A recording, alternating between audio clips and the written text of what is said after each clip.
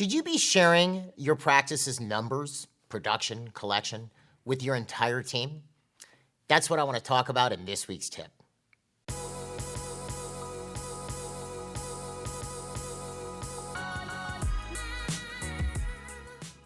So, should you be sharing the numbers, production and collections with your team?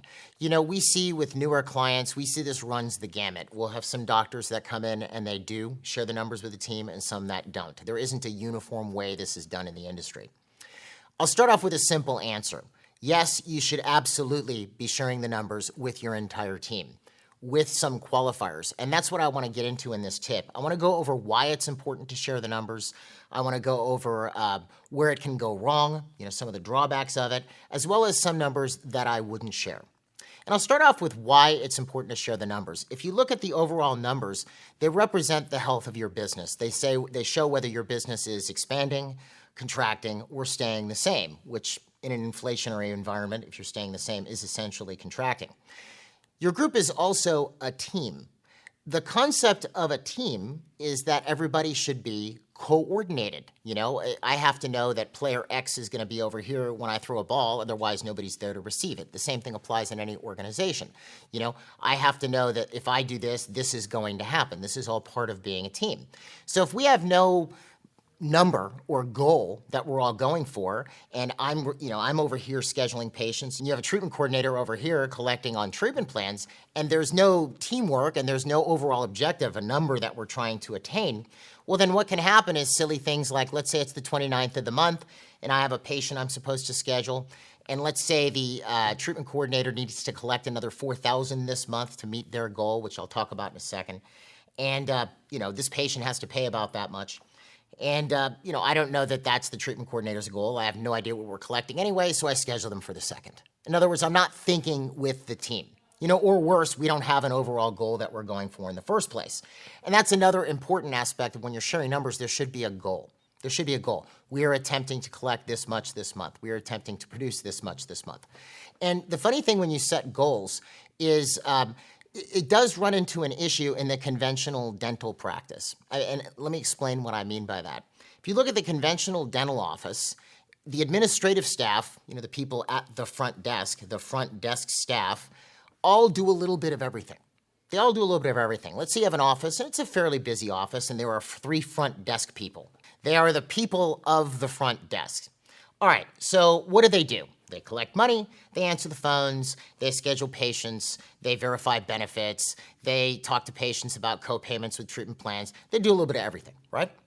Okay, so let's say you have a 4-hour blowout in your schedule during primary time. There was $6,000 of production in there, and then all of a sudden it's a huge opening up, patient cancels. Well, who do you talk to? You go to the front desk. Who's responsible? Very often in a seminar, I'll ask, if everybody's responsible for something, who's actually responsible? And the correct answer, which I always get, is nobody. Well, if I have 3 people at the front desk all responsible for all the little things, nobody's responsible or accountable for any of it. So part of setting goals, and this is something you should take a look at, is proper division of labor and responsibility. If I have 3 people at the front, well, that division of labor might be someone's answering the phone and scheduling patients, someone's handling finance and insurance, one person might be the treatment coordinator, and also maybe even the office manager at the same time. In other words, they're all accountable for certain areas of the practice. So if I set a collections goal or a production goal, let's say I have a scheduler, well, that scheduler's statistic is production. If I have someone handling finance, their statistic is collections. If you had someone doing PR for your practice, their statistic might be new patients.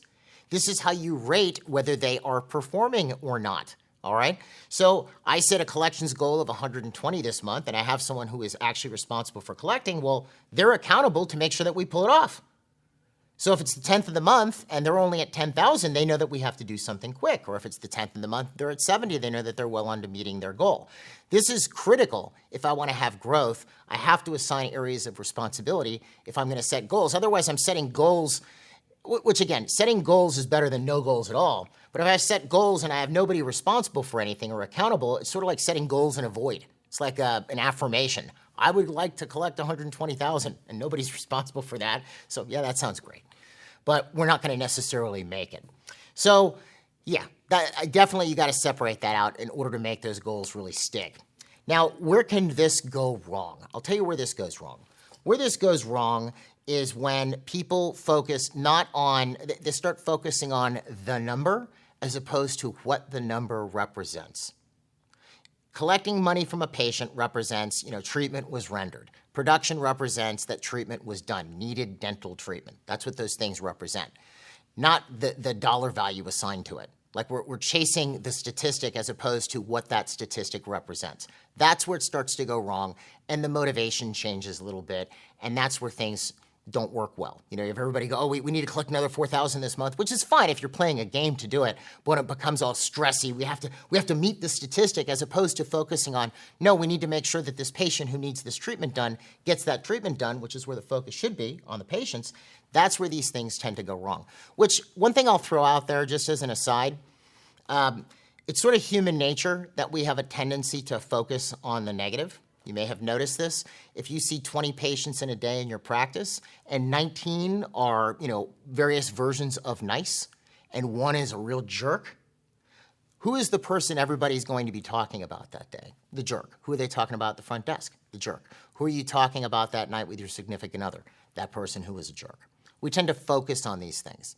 So what can happen in your practice is, let's say you have someone doing reactivation and they run into a couple of patients who, maybe aren't very nice. They've been in the practice for years and they tell you, don't call me anymore.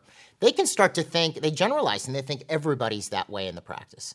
Patients are not happy with us, which is absolutely not true. And I can say this without knowing you or your practice, because I don't know who's watching this. Hopefully somebody is. Without knowing these things, I can tell you that the vast majority of your patients are good people.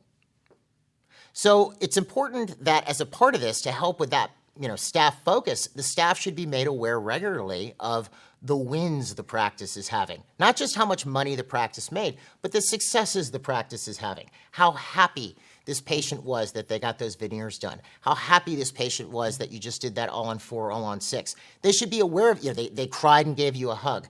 The wins the practice is achieving, because what that does is it actually shows them that what they're doing is a good thing, that you're not just winning statistically, but you're winning by actually helping people.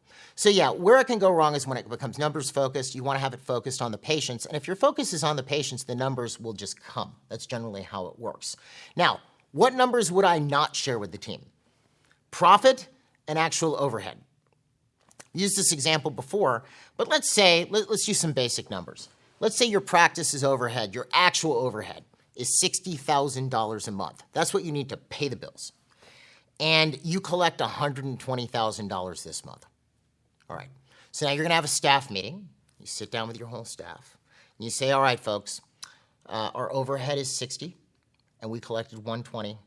What do you think I should do with the extra $60,000? Let's say you even give them 3 options. Option 1, you save some money and you pay off some debt.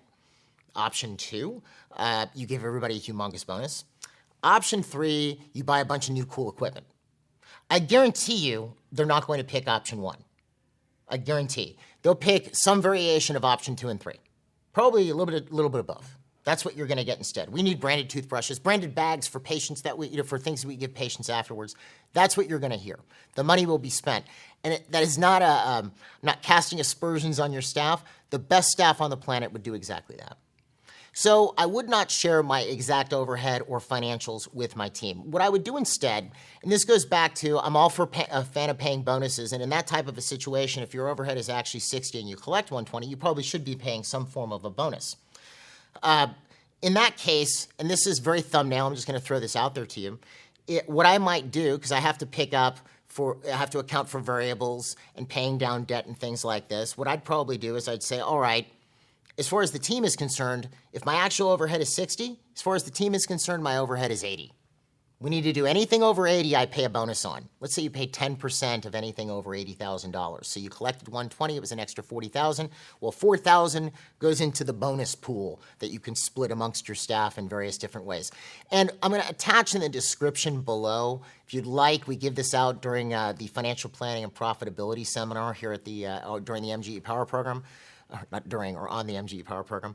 There's a form called, it's just bonus plan ideas. It's a very simplistic bonus system you can look at that you can implement in your practice. The only thing I would warn you about is if your overhead is actually 60, do not start paying bonuses at $60,001 or you're going to get yourself in trouble. So yeah, I would not share profitability. I would not share my actual numbers as far as the overhead with the team, but I would definitely share the collections number, the production number, and obviously they probably already know new patients because as a team, that is the end result of their combined efforts. They should know whether they are winning or not. Are they progressing or are they not progressing?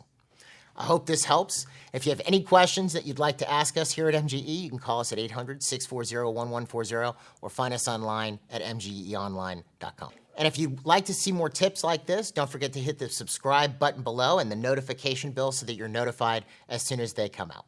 We'll see you at the next tip.